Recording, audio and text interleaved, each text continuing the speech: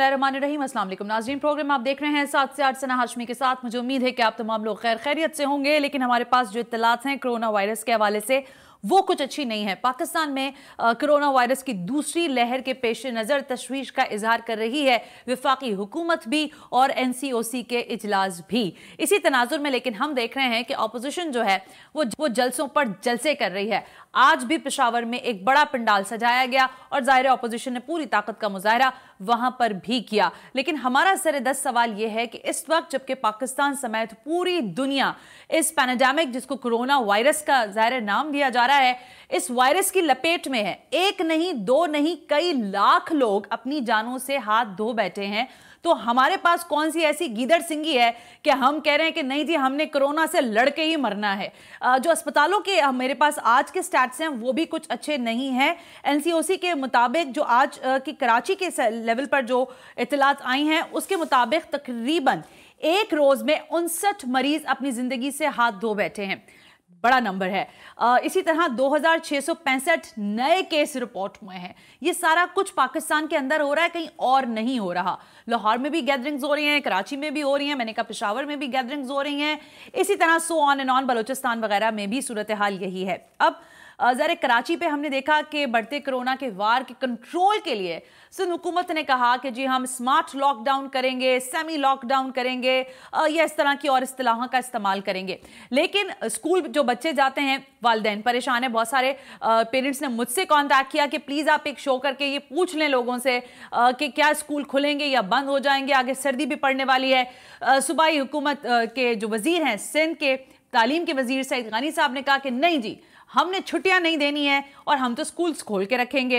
अब क्या स्कूल्स खुले रहेंगे तो वालिदैन को तशरफी होगी या स्कूल्स बंद हो जाएंगे तो तशरफी होगी। लेकिन इस सबसे बड़ी खबर पाकिस्तान के लेवल पर यह है कि पाकिस्तान ने, आज हमने देखा कि ट्वीट भी किया है फवाद चौधरी साहब ने कि एक वक्त था कि हम कोरोना के पेश नज़र और उस पैंडेमिक के दौरान मास्क और सैनिटाइजर्स जो हैं वो इंपोर्ट कर रहे थे। लेकिन अब हमारी पोजीशन बेहतर हो चुकी है और अब हमारे यहाँ पाकिस्तान के अंदर सैनिटाइजर्स बन भी रहे हैं, मास्क भी बन रहे हैं, वेंटिलेटर्स भी बन रहे हैं। इसी तनाजुर में हमने देखा कि एक अच्छी खबर पाकिस्तान के लिए ये आई कि क्लिनिकल ट्रायल हुआ और डॉक्टर्स ये दावा कर रहे हैं डाउ यूनिवर्सिटी में कि कोरोना की उन्होंने ट्रीटमेंट जो है उसको इजाद कर लिया, लफ्ज इस्तेमाल करेंगे, या कोरोना ट्रीटमेंट जो है वो सक्सेसफुल हो सकता है, शायद ये इस्तिलाह ठीक है।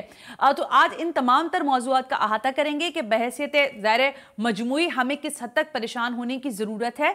स्कूल्स के हवाले से भी बात होगी और जो ये सक्सेस स्टोरी है पाकिस्तान की और डाउ यूनिवर्सिटी की उस पर बात करेंगे। और इस वक्त मेरे साथ स्टूडियो में मौजूद हैं डाउ यूनिवर्सिटी से डॉक्टर शौकत, प्रिंसिपल डाउ कॉलेज ऑफ बायोटेक्नोलॉजी। डॉक्टर साहब अस्सलाम वालेकुम, बहुत बहुत शुक्रिया वक्त देने के लिए। लेटर ऑन हम बात करेंगे ज़ाहिर पेरेंट्स एसोसिएशन के लोगों से भी बात करेंगे, स्कूल एसोसिएशन के लोगों से भी बात करेंगे, सूबाई वज़ीर इत्तलात सिंध से भी बात करेंगे कि क्या वाकई लॉकडाउन होगा या नहीं होगा या जैसा चल रहा है मामला वैसे ही चलेगा। तो सक्सेस स्टोरी डॉक्टर शौकत, सबसे पहले पाकिस्तानियों के लिए एक अच्छी खबर है कि डाउ यूनिवर्सिटी ने एक बड़ा अच्छा जो है ज़ाहिर न सिर्फ ये कि अभी तक एक्सपेरिमेंट किया है, अगर ये तो मुझे जरूर बताइएगा, और एक्सपेरिमेंट कैसे हुआ, क्या ये प्लाज्मा ओरिएंटेड ही सक्सेस स्टोरी है या कुछ और है इसके पीछे? थैंक यू वेरी मच सना। अस्सलाम वालेकुम। वालेकुम अस्सलाम। सबसे पहले बहुत बहुत शुक्रिया इस बहुत ही अहम मौजू पे बात करने के लिए आपने दावत दी। Thank you. ये जो कल हमारी प्रेस ब्रीफिंग रिलीज़ की है डाउ यूनिवर्सिटी ऑफ हेल्थ साइंसेज ने, ये कंटिन्यूएशन है हमारी एक और प्रेस ब्रीफिंग की जो मार्च और अप्रैल के मिड में हमने इशू की थी प्रेस ब्रीफिंग। और उस वक्त हमने लोगों को बताया था कि जब ये लॉकडाउन शुरू हुआ तो उस ज़माने में डाउ यूनिवर्सिटी में एक प्रोजेक्ट इनिशिएट किया गया और उस ज़माने में पैसिव इम्यूनाइजेशन पे बहुत बात हो रही थी। ठीक है कि या उस ज़माने में क्योंकि ट्रीटमेंट मोडालिटी बहुत सख्ती से ढूंढी जा रही थी तो पैसिव इम्यूनाइजेशन के बारे में बात हुई। अच्छा, पैसिव इम्यूनाइजेशन को जरा उर्दू में भी हमारे लोगों के लिए बताएं। पैसिव इम्यूनाइजेशन असल में ये है कि एक शख्स जो कोरोना वायरस के मर्ज से सेहतियाब हुआ है जी, उसकी प्लाज्मा में एंटीबॉडीज बनती हैं। बिल्कुल। ये एंटीबॉडीज अगर किसी दूसरे शख्स को दे दी जाए तो उसको भी हेल्प करती हैं उस बीमारी से रिकवर करने में। एब्सोल्युटली। ये वो लोग होते हैं जो कमज़ोर होते हैं, बीमार होते हैं और जो है बड़ी उम्र के लोग होते हैं जिनका कुव्वत मुदाफ़त इतना स्ट्रांग नहीं होता। उनको ज़रूरत होती है कि उनको जो है वो दे दी जाए ये पैसिव इम्यूनाइजेशन, बनी बनाई एंटीबॉडीज जो किसी और शख्स से हार्वेस्ट की गई हों। ठीक है। उस जमाने में बात हुई थी प्लाज्मा थेरेपी की, यानी एक शख्स से प्लाज्मा लेके किसी दूसरे शख्स को दे दी जाए। ठीक है। उस टेक्निक की अपनी बहुत सारी लिमिटेशन है, क्योंकि एक शख्स से जब आप प्लाज्मा लेते हैं और दूसरे को देते हैं तो उसमें बहुत सारे प्रीरिक्विजिट हैं। ओके। यानी आपने ब्लड ग्रुप मैचिंग भी करनी होती है, और अगर ब्लड ग्रुप मैच हो गया तो उसके बाद जो प्लाज्मा ट्रांसफ्यूज किया जाता है उसके साथ एनाफिलेक्टिक शॉक और दूसरे शॉक्स उसके साथ एसोसिएटेड होते हैं। इसके अलावा वॉल्यूमेट्रिक लिमिटेशन होती है, यानी एक खास वॉल्यूम आप प्लाज्मा का एक शख्स से लेके दूसरे को दे सकते हैं। हमारी जो थेरेपी है वो उससे ड्राइव की गई है, प्लाज्मा से ही ड्राइव की गई है।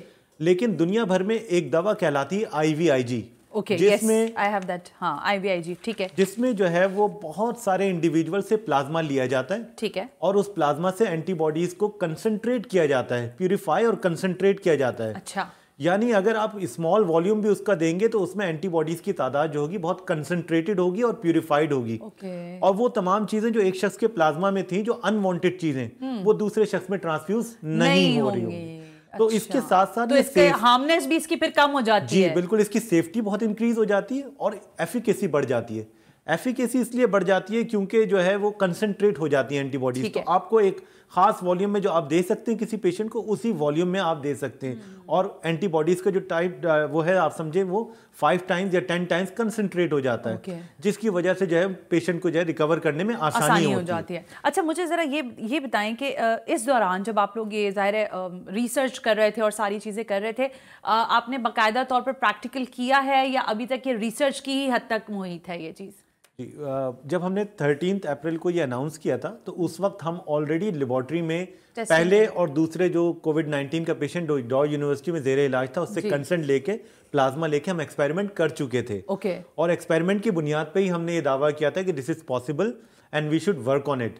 और उसके बाद 13 अप्रैल के बाद जब हमने अनाउंसमेंट किए तो हमें लोगों से हमने प्लाज्मा की रिक्वेस्ट की है और हमें माशाल्लाह बड़ी तादाद में उस जमाने में प्लाज्मा मिला। उस प्लाज्मा से साथ साथ हम प्लाज्मा कलेक्ट कर रहे थे और जो रेगुलेटर्स हैं यानी ड्रग रेगुलेटरी अथॉरिटी पाकिस्तान और इसके अलावा नेशनल बायोएथिक कमेटी और हमारे जो रीजनल ब्लड ट्रांसफ्यूजन है, सिंध ब्लड ट्रांसफ्यूजन अथॉरिटी, इनसे बात भी कर रहे थे, परमिशंस ले रहे थे। और इन सब ने जब हमारे जो है वो उसको रिपोर्ट को असेस किया, जो उसके बाद जो है अप्रूव किया एक क्लिनिकल ट्रायल जो रजिस्टर्ड है ड्रग रेगुलेटरी अथॉरिटी पाकिस्तान के साथ, जिसमें हम सीवियर और क्रिटिकल कोविड-19 पेशेंट को ट्रीट करने का हमने फैसला किया था कि इनको हम अपनी स्टडी में एनरोल करेंगे, एक क्लिनिकल ट्रायल करेंगे। और ये क्लिनिकल ट्रायल हमने जो है वो दुनिया की जो इंटरनेशनल वो है वेबसाइट है clinicaltrials.gov, जो तमाम दुनिया के जो रनिंग क्लिनिकल ट्रायल को रजिस्टर करती है उस पर भी रजिस्टर कराया था। और ये प्रोटोकॉल अप्रूव प्रोटोकॉल हैं जिनके तहत हम डॉ यूनिवर्सिटी में ये कंटिन्यू कर रहे थे क्लिनिकल ट्रायल। ठीक है। और इसमें सीवियर और कोविड के और क्रिटिकल पेशेंट, सीवियर मैं आपको बताता चलूँ, सीवियर वो पेशेंट हैं जो हॉस्पिटल लाए गए शॉर्टनेस ऑफ ब्रेथ की वजह से, यानी उनको सांस लेने में दुश्वारी थी। उसके बाद वो ऑक्सीजन पे मौजूद थे और ये खदशा मौजूद था ये किसी वक्त भी वेंटिलेटर पे चले जाएंगे। ये वो पेशेंट हैं या आईसीयू में चले जाएंगे। ये वो पेशेंट है जिनको सीवियर पेशेंट कहते हैं। ठीक है। WHO की क्लासिफिकेशन के हिसाब से। और क्रिटिकल पेशेंट वो होता है जो आईसीयू में चला जाता है, वेंटिलेटर पे चला जाता है या सीपैप पे चला जाता है और आईसीयू में दाखिल हो जाता है, ये क्रिटिकल पेशेंट होते हैं।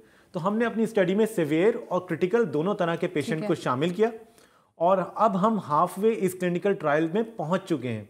और उसके बाद हमने ये डाटा शेयर करना इसलिए ज़रूरी समझा कि पेंडेमिक के टाइम में दुनिया भर में अब तक लोग अपना डाटा टाइमली शेयर कर रहे हैं ताकि जल्द से जल्द कोई ट्रीटमेंट ढूंढी जा सके। यही वजह थी कि हमने कल अनाउंसमेंट की और हमारी अनाउंसमेंट जो थी उसमें ये बात शामिल थी कि हमने जो ऑब्जर्व किया है, जिन पेशेंट को ये सोल्यूशन दिया गया जिसको हमने CIVIG का नाम दिया है, यानी कोरोना के खिलाफ IVIG का नाम दिया है, उन पेशेंट में जो सीवियर पेशेंट थे उनमें 100% रिकवरी थी और जो आईसीयू के पेशेंट थे उनके अंदर 60% रिकवरी रही। Very nice. और साथ ही साथ जितने भी पार्टिसिपेंट्स थे, चाहे वो क्रिटिकल हो चाहे वो सीवियर हो, उनको मिला के हमारे 50% पेशेंट ऐसे थे जिनको हमने 5 दिन के अंदर अस्पताल से फारिग कर दिया, जो कि एक बहुत बड़ी कामयाबी है। कोविड-19 में जो सबसे बड़ा जो हैजर्ड है वो यही है कि हेल्थ केयर सिस्टम जाम हो जाता है। और क्योंकि कोविड-19 के साथ, सिवियर कोविड-19 के साथ अगर कोई पेशेंट हॉस्पिटल आता है तो ऑन एवरेज वो 20 से 25 दिन हॉस्पिटल के तमाम रिसोर्सेज को ऑक्यूपाई करके रखता है, जिनमें ऑक्सीजन की सप्लाई है, जिसमें वेंटिलेटर्स हैं, इनको ऑक्यूपाई करके रखता है। जितनी जल्द से जल्द ये पेशेंट जाएंगे उतनी जल्दी हम आप नेक्स्ट पेशेंट को ट्रीट कर पाएंगे। तो ये इसकी जो एक नटशेल मैं आपको बता दूं। डॉक्टर साहब, मैं आपकी तरफ दोबारा आती हूँ क्योंकि ज़ाहिर है ये एक इंपॉर्टेंट और रिसर्च ओरिएंटेड गुफ्तगू है, इसको पूरे ध्यान से आप लोग भी सुने, लेकिन ज़ाहिर है मेरे देखने वालों को ये एहसास होगा कि अगर उनके इर्द गिर्द कोई खुदा न खास्ता कोविड का पेशेंट है या वो समझते हैं कि भाई वो सिवियर पेशेंट है, तो क्या वो डॉग की तरफ जा सकता है और वहां पर ट्रीटमेंट हो सकता है? क्योंकि जब इस तरह की चीजें सामने आ जाती हैं तो हर एक चाहता यही है कि उसके घर का या उसके जानने वाले का इलाज सबसे पहले हो। तो इस पर मैं जरूर बात करूंगी, लेकिन जरा ये जो तालीमी इदारे बंद हो रहे हैं नहीं हो रहे, ये भी एक कंफ्यूजन है और किस हद तक ये पैंडेमिक अभी तक हमारे लिए खतरा है, इस पर भी शायद हमारी नजर होनी चाहिए। मुझे बताया गया है कि हमारे साथ इस वक्त मौजूद हैं सैयद तारिक शाह, सेंट्रल चेयरमैन है APMA सिंध के। तारिक शाह साहब अस्सलाम वालेकुम, बहुत बहुत शुक्रिया। तारिक शाह साहब, क्या हो रहा है? आप लोग स्कूल्स बंद कर रहे हैं, एसोसिएशन ने क्या फैसला किया है? क्योंकि सूबाई वजीर सिंध तो कह रहे थे तालीम सईद गानी साहब कि नो नीड, हम बंद तो नहीं करने जा रहे स्कूल्स को। आप लोगों को क्या टेक है? जी जनाब, बहुत शुक्रिया। देखिए, हमारा कंसर्न सिर्फ यही है कि देखें, स्कूल बंद करना एक हल नहीं है और स्कूल बंद करके हमने देख भी लिए कि कोरोना केसेस जो हैं उससे कंट्रोल नहीं होते और बहुत सारे फैक्टर्स हैं जिसकी वजह से जो है वो कोरोना केसेस बढ़ते हैं। अगर सिर्फ स्कूल बंद कर दिया जाता है लेकिन शादी वहीं चल रही है, मॉल्स वहीं खुले हुए हैं, पार्क वहीं खुले हुए हैं, सोशल गैदरिंग वहीं खुली हुई है, तो बच्चे वह हाई रिस्क पर मौजूद है वहां पर जो उनको कोरोना वायरस से खुदा न खास्ता इफेक्ट हो सकते हैं। तो फिर प्रायोरिटी जो है वो एजुकेशन को दी जाए, बाकी चीजें जो सेकेंडरी हैं उनको बंद किया जाए। हाँ, लेकिन अगर हालात खराब हो जाते हैं, बहुत ज्यादा केसेस बढ़ जाते हैं लास्ट टाइम की तरह और पूरा कंप्लीट लॉकडाउन लग जाता है, उस सिनेरियो के अंदर तो फिर तालीमी इदारे भी बंद किए जाएंगे। लेकिन हमारा कंसर्न ये है कि बच्चों को सिर्फ स्कूल आने से रोका जाए कि कोरोना नहीं लगेगा, तो ये एक वैलिड पॉइंट नहीं है। बच्चों का तालीम का वैसे ही बहुत ज्यादा नुकसान हो चुका है और अब जो सिनेरियो चल रहा है, लास्ट टाइम हमने बच्चों को विदाउट एग्जाम पास किया, इस साल भी अगर हम इसी तर्ज पे चलेंगे तो फिर तो हम अपनी तालीम को तबाह कर देंगे। ओके, तारिक शाह साहब, मैं आपकी तरफ आ रही हूँ जरा डिबेट को खोलने के लिए। हमूदुर अब जाफरी साहब, ज़ाहिर है पेरेंट्स एसोसिएशन का भी स्टेक है, जरा उनसे भी मैं ओपिनियन ले लूं, क्योंकि जो मेरे पास रिपोर्ट्स आई थी उसके मुताबिक कि भाई स्कूल्स बंद हैं, पढ़ाई हो नहीं रही है, तो इस पर जरा डिबेट की जानी चाहिए। हमूदुर अब जाफरी साहब, कितना अभी तक रिलक्टेंट है पेरेंट अपने बच्चों को स्कूल्स भेजने में? देखें, रिलक्टेंसी की जहाँ तक बात है वो ऑब्वियसली एक हेल्थ का जो इशू है और हेल्थ के हवाले से जो फियर है पेरेंट्स के जहनों में कि हमारा बच्चा जब जाएगा स्कूल तो चांसेस बढ़ जाते हैं इस बात के कि वो अफेक्ट होगा। वो तो वैसा ही है जैसा पहले था और लोग सेकंड वेव कहते हैं। हम तो ये समझते हैं सेकंड वेव नहीं, ये तो पहली वेव ही है जो अब मजीद शिद्दत कर गई है। बीच में तो कभी खत्म हुआ ही नहीं कोरोना। अगर हमने उसको कोरोना को कम समझना शुरू कर दिया था तो उससे कोई फर्क नहीं पड़ता। टेस्ट कम हो रहे थे, रिजल्ट्स कम आ रहे थे, व्हाटएवर, लेकिन ये खत्म कभी भी नहीं हुआ था। खत्म हो के दूसरी दफा शुरू हो तो आप कहते हैं सेकंड वेव। इस वक्त शदीद शिद्दत का शिकार है और जैसे डॉक्टर साहब ने बताया तो इसको देखते हुए एक आर्गुमेंट ये भी आता है कि बच्चे अफेक्ट नहीं होते, बच्चों की रिपोर्ट नहीं है। तो इन अक्लमंदों को कौन समझाए कि ये बच्चे कैरियर बनते हैं। ये बच्चे स्कूल से किसी को लेकर कोई वायरस लेकर के अगर घर आएंगे तो घर में जो बड़े हैं वो बच्चे एसिम्प्टोमेटिक हो सकते हैं, लेकिन वो जब घर आकर के उसको कैरी करके घर आते हैं तो घर वाले तो अफेक्ट होते हैं ना उससे। हमें कल लाहौर की एक रिपोर्ट मिली है, एक प्रिंसिपल का इंतकाल हुआ है लाहौर में, स्कूल की प्रिंसिपल का। सर, कराची में ऐसे स्कूल्स हैं, हमूदुर रब साहब, I am sorry, I am cutting you, लेकिन कराची में ऐसे स्कूल हैं जहां पर टीचर को, प्रिंसिपल को कोविड हुआ था और उनका रिपोर्ट भी आई हुई थी, उसके बावजूद वो स्कूल्स चल रहे थे। मैं जरा इस पर ओपिनियन लेना चाहूंगी। तारिक शाह साहब, कितना विजिलेंस है आप लोग? हाँ जी जी, हमूद साहब, मैं इसी पर आ रहा था सना, मैं इसमें हाँ मुझे ऐड करने दें। हमारे पास परसों की ये रिपोर्ट है कि मतलब मैं एक मिसाल के तौर पर बता रहा हूँ कि सिर्फ एक मिसाल ये है परसों की कि मेरे पास एक स्कूल की रिपोर्ट आई कि वहां 2 बच्चियों को कोरोना रिपोर्ट हुआ और उस स्कूल ने सिर्फ उन 2 बच्चियों को घर वापस भेज दिया और स्कूल को कंटिन्यू रखा और कहीं रिपोर्ट नहीं किया। जब दूसरे पेरेंट्स ने, ये बच्चों ने घर आकर के बताया कि हमारी क्लास के बच्चों को रिपोर्ट हुआ है और पेरेंट्स को जरा खौफ हुआ और उन्होंने हमसे राब्ता किया, तो हमने फिर एजुकेशन डिपार्टमेंट को रिपोर्ट किया तो उन्होंने बताया जी हमने तो बच्चों को वापस भेज दिया था और हमने फ्यूमिगेशन करा दी थी। मतलब आप इसमें जिम्मेदारी का आप एहसास देखें स्कूल को कितना है कि उन्होंने किसी को नहीं बताया, ये बात पता चली तो उस क्लास के बच्चों से ओपिनियन हमूद, एक मिनट रुकिएगा। तारिक शाह साहब, मैं ये जानना चाह रही हूँ, ठीक है तालीम से बढ़कर तो जाहिर है कुछ नहीं, और तालीम हमारे लिए बड़ा कोर इशू भी है पाकिस्तान के लेवल पर अगर हम बात करें, बट जब कोविड के इश्यूज हमारे सामने हैं, फिर हम ये नेग्लिजेंस जो देख रहे हैं स्कूल्स इंतजामिया की, मैं नाम ले सकती हूँ लेकिन मैं नाम नहीं ले रही, मैं आपको पर्सनल कैपेसिटी में स्कूल्स के नाम भेज दूंगी, क्या आपकी एसोसिएशन, आपकी मैनेजमेंट जाकर, जितने भी लोग आपके अम्ब्रेला में आते हैं स्कूल्स, क्या आप विजिट करते हैं उनको जाकर के वो एसओपीज पर अमल कर रहे हैं, अगर पॉजिटिव आ रहा है, नेगेटिव आ रहा है, कोई रिपोर्ट मुरतब किया आपने इतने दिनों में? जी बिल्कुल, देखें हमूद साहब का कंसर्न बिल्कुल वैलिड है और माँ बाप बिल्कुल अपने बच्चों के लिए कंसर्न रहते हैं, और हमें भी उतना ही कंसर्न है बच्चों का। और ये केस इन्होंने पहले भी मुझे एक चैनल के थ्रू बताया था, और हमने इस पर यही कहा था कि हम भी चाहेंगे कि वो नाम हमें पता चले, ताकि हम भी थोड़े से उन स्कूल ओनर से कम रब्ता करें।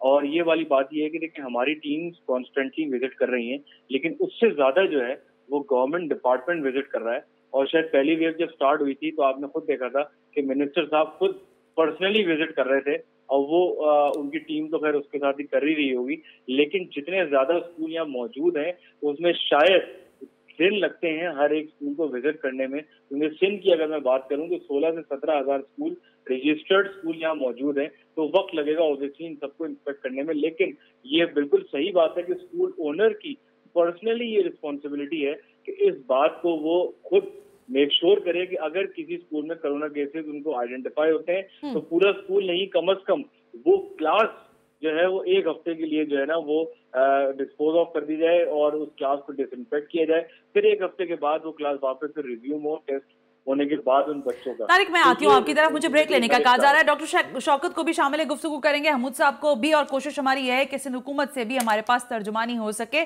सवाल यही है कि जो बात हमूद साहब ने कही और बाकी सारे लोग भी शायद यही सवाल पूछ रहे हैं, ये जो एक लोगों ने डॉक्टर साहब कहना शुरू कर देना कि किस एज के लोगों को इफेक्ट करेगा, बच्चों को नहीं करेगा, बुजुर्गों को ज्यादा करेगा, मिडिल एज के लोगों के लिए तो कोई खतरे की बात है ही नहीं ना, वो तो बड़े कोई उन्होंने कोई आयरन लोग हैं, उनको कोई असर नहीं होता। तो जरा इस पर डिबेट करेंगे। और दूसरा ये कि कितना इस वक्त तशवीश है आप डॉक्टर्स को इस कोविड के मामले पर, क्या हमें इतना ही लाइटेंटली इसको हैंडल करना है या हमें थोड़ी बहुत मजीद तशवीश की जरूरत है? Right after this break, you watching 7 से 8।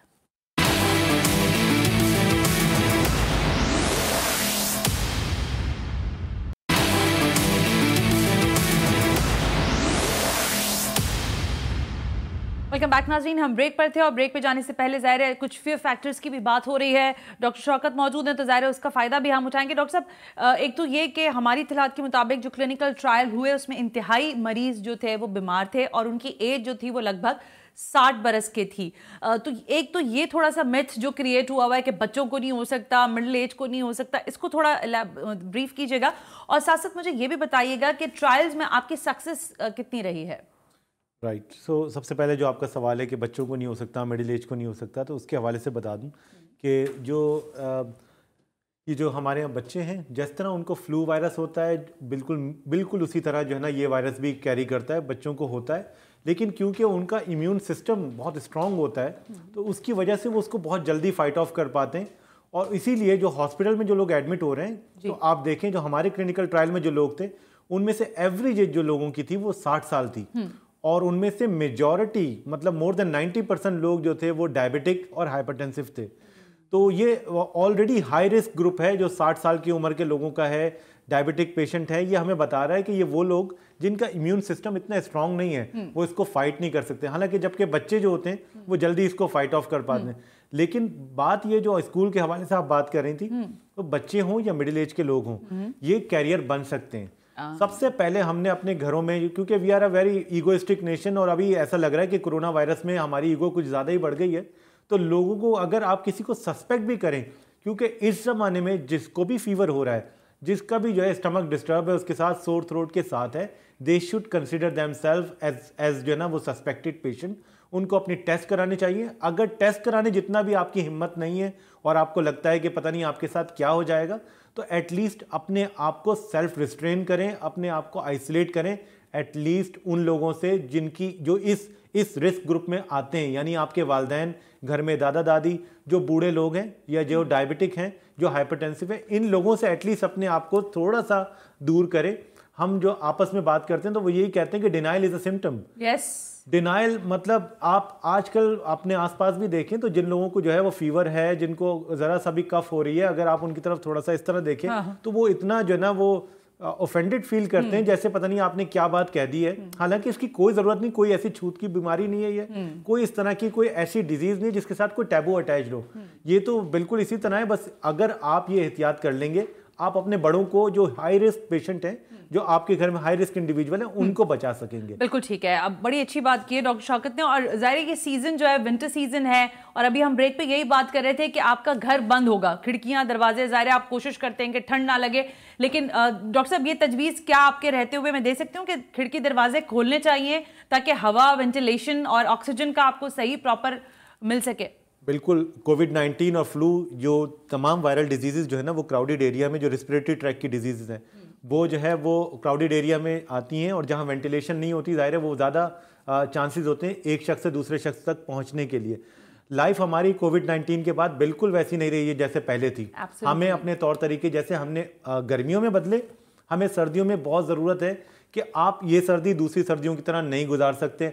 जिस तरह आप घरों में बंद होके एक साथ जो है पूरी फैमिली बैठी हुई है एंड दे फीलिंग वार्मथ, ये पॉसिबल नहीं है। इस बार जो है वो आपने कोशिश करनी है कि एहतियात करें।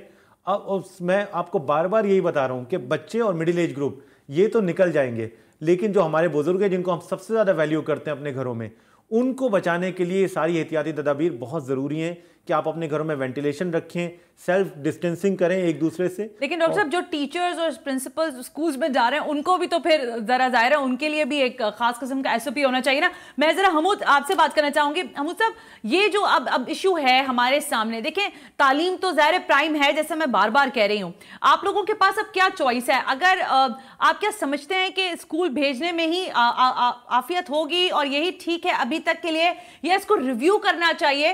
क्योंकि फेडरल गवर्नमेंट जो है और एनसीओसी के इजलास जो हैं वो कह रहे हैं कि हमने लॉकडाउन की तरफ जाना पड़ेगा। आज इमरान खान साहब ने भी इसका इंदिया दे दिया है। देखें, जब भी कोई ऐसी सूरत हाल होती है जहां आपको मुश्किल फैसले करने पड़ते हैं, तो आपका जो पैरामीटर होता है वो यही होता है कि आप ये देखते हैं कि हम ज्यादा से ज्यादा क्या कर सकते हैं।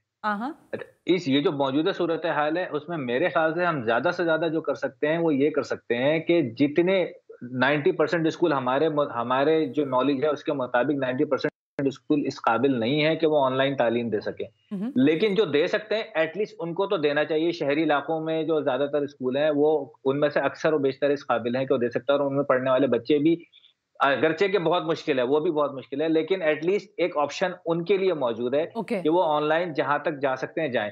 मैं अभी आपने डॉक्टर साहब से बात हो रही थी, मेरे जहन में डॉक्टर साहब से भी एक सवाल है ये पूछने का। आपने वेदर की भी बात की, सर्दी की भी बात की। सईद गनी साहब जो हैं वो बिल्कुल उन्होंने ऐसा पलटा खाया है कि जब फरवरी में ये शुरू हुआ था सिलसिला, तो उस वक्त सिंध वो सूबा था जिसने सबसे पहले स्कूल बंद किए थे। ऐसे ही है। अब वो पंजाब ये कह रहा है कि हम 24 तारीख से हम स्कूल बंद करेंगे और जनवरी में खोलेंगे, लेकिन सईद गनी साहब ये कह रहे हैं हम सर्दियों की छुट्टियां भी नहीं देंगे। अभी जैसे आपके स्टूडियो में भी बात हो रही थी कि सर्दियों में हमें मजीद एहतियात बरतनी है, और मैं डॉक्टर साहब से भी पूछना चाहूंगा कि डॉक्टर साहब अगर सर्दियों में स्कूल बंद नहीं होते, आप बच्चों की इम्यूनिटी बेशक बहुत है, आम बड़े बुजुर्गों के मुकाबले में बहुत ज्यादा होती है, लेकिन वेदर, हम एज ब्रैकेट की तो बात करते हैं लेकिन हम वेदर की अगर बात करें तो मुझे ये बताइए, हम सबको ये बताइए कि सर्दियों में स्कूल भेजना बच्चों को क्या ज्यादा खतरनाक नहीं होगा? ओके, गुड क्वेश्चन हमूद, इसका जवाब लेते हैं, इसका जवाब ले लेती हूँ मैं। जरा एक और भी सवाल आ रहा है मेरे जहन में। जरा तारिक शाह साहब, ये हम ऑनलाइन और सिस्टम और बाकी सारी चीजों को तो बड़ा पीछे छोड़ देते हैं, आप लोग करेंगे विंटर वेकेशंस या नहीं करेंगे? जरा पहले ये इसका जवाब दे, विंटर वेकेशन बच्चों की होंगी भी कि नहीं? क्योंकि कंफ्यूजन बहुत है, मुझे तो समझ नहीं आता कि तालीम के सेक्टर में इतनी कंफ्यूजन क्यों है। जी जनाब, मैं आपको बताऊं, देखें कल ही इत्तेफाक से स्टीयरिंग कमेटी का इजलास हुआ था और वहां पर ये सारी चीजें ज़ेर गौर आई थी।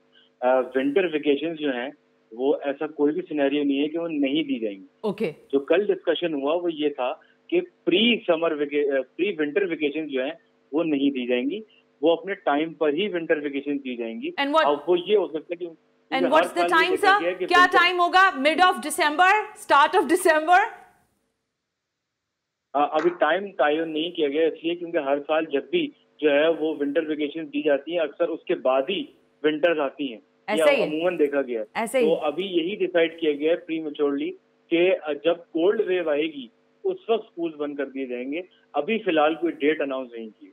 ओके, यानी इंतजार किया जाएगा कि हाँ। जब 2 महीनों की फीसें आ जाएंगी ना तो वो कोल्ड वेव उसके बाद मुझे पता था हमूद आपका यही ओपिनियन आएगा। 2 महीने की फीस ले रहे हैं क्या तारिक शाह साहब? ये भी एक सवाल है, क्योंकि मैं बार बार कुछ चीजें महीने लेते हैं। सॉरी तारिक, क्या कह रहे हैं? फी तो हम हर महीने लेते हैं, उसका तो कोई मुझे जो कहना था वो मैंने कह दिया। आ रही हूं मैं ब्रेक के बाद। यही है इंपॉर्टेंट इशू पेरेंट का। वो ये कह रहे हैं कि स्कूल बच्चों को इसलिए बुलाया जा रहा है कि पैसे सीधे किए जाए, और स्कूल मैनेजमेंट के लोग इसकी नफी करते हैं। लेकिन हमूद साहब का सवाल जाहिर है बहुत इंपॉर्टेंट है कि विंटर में हमें कितना क्योर होने की जरूरत है, कितना विजिलेंट होने की जरूरत है, ये सवाल तो है ही। लेकिन क्या वाकई 2 महीने की फीस का मसला है, या फिर रिव्यू करने की जो पॉलिसी की छुट्टियों पर बात हो रही है वो जेन्युइनली उसी तरह देखा जा रहा है कोविड के इश्यूज को सामने रखते हुए? Right after this break you watching 7 से 8।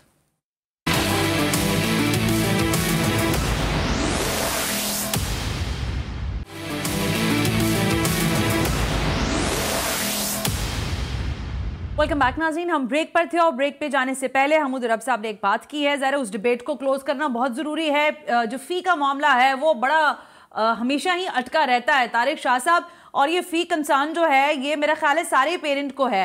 डॉक्टर साहब भी अभी ब्रेक में मुझे यही कह रहे थे। फिर मेरे पीसीआर से काफ़ी सारे लोगों ने मुझे बताया कि भाई फीस का तो ये है कि हमने उनसे कहा कि भाई 1 महीने की फीस आप करंट की ले लें और बाकी जो है वो आप हमें किस्तवार हमसे ले लें, लेकिन स्कूल इस पर भी नहीं मान रहे। हालांकि कोविड पूरी दुनिया में, लोगों को पता है मईशत तबाह हाल हो गई है। तारिक शाह साहब कोई तो प्लान बना लें इसका आप लोग। देखें, हमने लास्ट टाइम आपसे ये शेयर भी किया था कि हमने अपनी तौर पर एक प्रेस कॉन्फ्रेंस भी की थी कि स्कूल इंस्टॉलमेंट प्लान बनाएंगे, लेकिन देखें बात यह है कि लोग वो इंस्टॉलमेंट देने को भी तैयार नहीं है। सेकंड चीज ये है कि स्कूल्स ने 20% जो है वो रिडक्शन की थी अपनी फी में, किसी और सेक्टर ने नहीं की, लेकिन हमने की। लेकिन अभी देखें, अगर इस पे एलिगेशन हम पे लगाया जाएगा कि हमें फी चाहिए, तो किसी भी इदारे को चलने के लिए वाक़ितन फीस चाहिए, और अगर कोई भी इदारा फीस नहीं लेगा तो वो चल नहीं पाएगा। तो ये तो कोई डिबेट ही नहीं है कि हमें फीस चाहिए या नहीं चाहिए। लेकिन हाँ, लॉकडाउन जब हुआ, अगर आज भी लॉकडाउन होगा तो स्कूल बंद होंगे, हमें उसको एक्सेप्ट करना पड़ेगा। नहीं तारिक, मैं ये पूछ रही हूँ कि जो इंस्टॉलमेंट वाली बात है, मैं कुछ कहना चाहता हूँ सना इनके जवाब। अच्छा हमूद पहले आप कह लें, कहिए जी। Thank you so much Sana. School ने 20% फीस कम की, ये कोई एहसान नहीं किया तारिक। आप ये दावा भी नहीं कर सकते कि आपने ये फीस कम की। ये एक कानून नाफिज किया गया था जिसके तहत ये की गई थी। अगर वो कानून नाफिज ना होता तो आप ये कभी भी नहीं करते, बल्कि इस कानून की भी धज्जियां बहुत सारे स्कूलों ने उड़ाई है, और ये बात आप बहुत अच्छी तरह से जानते हैं। तो आंखों में, पेरेंट्स की आंखों में, आवाम की आंखों में ऐसे स्टेटमेंट देके धूल ना झोंके। आप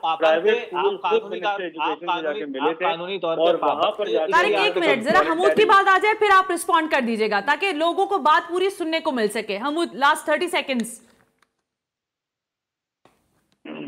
जी, मैंने कहा कि आप ये कानूनी तौर पे पाबंद थे। इनका ये स्टेटमेंट ये कि हमने ये दिया है बिल्कुल गलत है, और इनमें से बहुत सारे स्कूलों ने तो कानून के पाबंद होने के बावजूद भी बहुत सारे पेरेंट्स को ये रिलीफ नहीं दिया।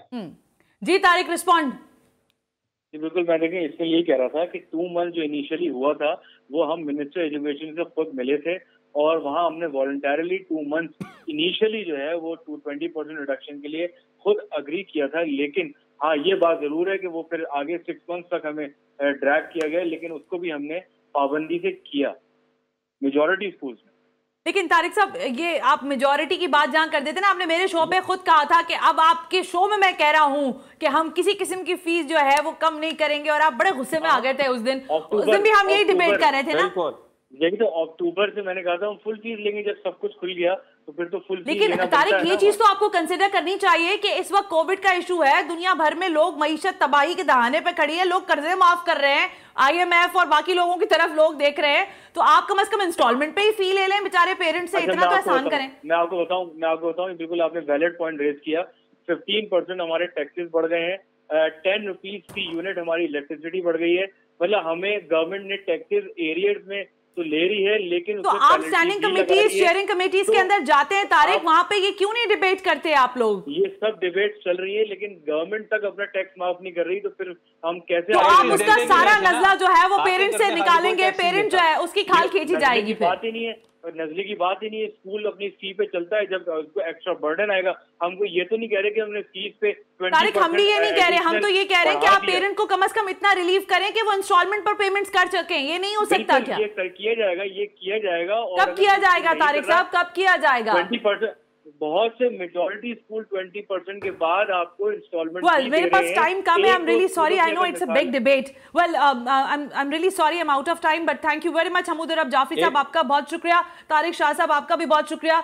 पेरेंट्स का जो एक इशू है और जो स्कूल्स के इश्यूज हैं वो हमारे सामने हैं, और मैंने शायद कोई बहुत ही प्रोग्राम्स इस पर कर लिया, और आज भी एक मरतबा ज़रूरत पेश आई तो मैंने ये ज़रा कंट्रीब्यूट ज़रूर इसमें करने की कोशिश की है, लेकिन हम आगे भी करते रहेंगे। ऐसा नहीं है कि आज हमने इसको क्लोज कर दिया है, क्योंकि ये इशू जो है ये बहरहाल एक बड़ा इशू है। डॉक्टर शौकत, ज़ाहिर है आपने डिबेट सारी सुनी है, इश्यूज बहुत ज़्यादा है हमारे सामने। कोविड लेकिन इस वक्त एक सबसे बड़ा इशू है, इससे डरने की ज़रूरत है, एहतियात की ज़रूरत है, और जो क्लिनिकल ट्रायल आपने किए हैं उसकी सक्सेस के बाद कोई ऐसी चीज़ जो आप आवाम तक पहुंचाना चाहते हो, कोई अपील जो आप आवाम से करना चाहते हो? देखिए, जो डरने की ज़रूरत, डेफिनेटली एहतियात करने की ज़रूरत ज़रूर है। डर के मतलब अपनी कोई भी इकोनॉमिक एक्टिविटी, क्योंकि अब तो ये हमारा पार्ट ऑफ लाइफ ही बन गया है, तो अब अगर डर के रहेंगे तो जाहिर है इससे तो काम नहीं चलेगा। लेकिन एहतियात करने की और समझने की ज़रूरत ज़रूर है कि हमने वो ग्रुप आइडेंटिफाई करना है जिसको सबसे ज़्यादा हैज़र्ड हो सकता है। ठीक है, इसके अलावा तो आप हर साल देखते हैं सर्दियों में लोगों को फ्लू होता है, और हम लोग जिसको भी कॉल करें तो कहते हैं पूरा घर बीमार पड़ा है, बुखार है, फ्लू है, वो सब तो हमारा चलता ही रहता है। लेकिन ये जो लोग हॉस्पिटल तक पहुंच रहे हैं सेवियर होके, शॉर्टनेस ऑफ ब्रेथ के साथ, हमें इस ग्रुप को आइडेंटिफाई करना है और वो प्रिकॉशन लेनी है कि जिससे हम इन लोगों को बचा सकें। किसी भी तरह का लॉकडाउन कामयाब नहीं होगा अगर लोगों की अंडरस्टैंडिंग नहीं हो। अगर हम कोर इशू की तरफ नहीं जाएंगे तो फिर जो है हम किसी तरफ नहीं जा रहे हैं। मतलब आप कोई भी लॉकडाउन कर लें, आप बच्चों को स्कूल ना आने दें, ये सारे हल नहीं है। बच्चा कहीं और चला जाएगा, और अगर बच्चे ने कहीं और से बेहतियाती कर ली और वो बच्चा जो है वो अपने दादा दादी या वालिदैन को उसने अगर उनको इन्फेक्ट कर दिया तो ये चीज़ें फिर भी उन तक पहुंच सकती हैं। तो कोर इशू को समझने की ज़रूरत है, बजाय हम जितने अदरवाइज तो हम इलॉजिकल जितने भी लॉकडाउन कर लें, इलॉजिकल जितना अपने आप को बंद कर लें। लेकिन हमें सबसे इम्पॉर्टेंट है कि मास मीडिया के थ्रू लोगों तक ये बात पहुँचानी है कि कौन लोग ख़तरे में हैं। सबसे बड़ा कोविड का ख़तरा क्या है? कोविड जो है वो दूसरे वायरस की तरह एक वायरस ही है, मगर जिन लोगों की इम्यून सिस्टम जो है वो स्ट्रांग नहीं है उनको सबसे ज्यादा खतरा है। डॉक्टर साहब, आपके पास लास्ट 10 सेकंड्स हैं, आपको अपील करनी थी प्लाज्मा के लिए, सो प्लीज कैरी ऑन। मैं जो हूँ बस अपनी आवाम से ये कहना चाहता हूँ, हमने ये सक्सेस स्टोरी इसीलिए शेयर की है कि पहली वेव में तो हमने कई लोगों को जो है ना मतलब इन्फ्यूज़ किया, और उसके बाद अब जब सेकेंडरी वेव आई, जो सेकेंड वेव आई है, तो इस वेव में नंबर ऑफ पेशेंट बहुत ज़्यादा बढ़ गए। We have already run out of are जो है ना स्टॉक, हमारा स्टॉक कम हो गया। हमारा रॉ मटेरियल प्लाज्मा है जिससे हम ये दवा तैयार करते हैं। तो जो भी प्लाज्मा, जो कोविड-19 से सेहतियाब पेशेंट हैं जिनको सिम्टम्स नहीं है फॉर लास्ट 14 डेज और उनके पास एंटीबॉडी टाइटर मौजूद है, या हम भी उनकी स्क्रीनिंग कर सकते हैं, उनको चाहिए कि वो आगे आएं और अपना प्लाज्मा डोनेट करें। बिल्कुल ठीक। डॉक्टर शौकत, प्रिंसिपल डाउ college of biotechnology, thank you very much कि आप तशरीफ लेकर आए। हमूद अरब जाफरी साहब, सैयद तारिक शाह साहब, आप दोनों शख्सियात का भी बेहद शुक्रिया। प्रोग्राम करने का मकसद ये था कि कोरोना में एहतियात की ज़रूरत है, जी एहतियात के साथ, अपनों के साथ और प्लाज्मा डोनेट करने के साथ, क्योंकि ये आप एक सोसाइटी के लिए कंट्रीब्यूटर बनेंगे, और जाहिर है इस तरह से ही हम अपने और अपने लोगों का ख्याल रख सकते हैं। आज के प्रोग्राम से सना हाशमी को इजाज़त दीजिए। अल्लाह हाफिज़।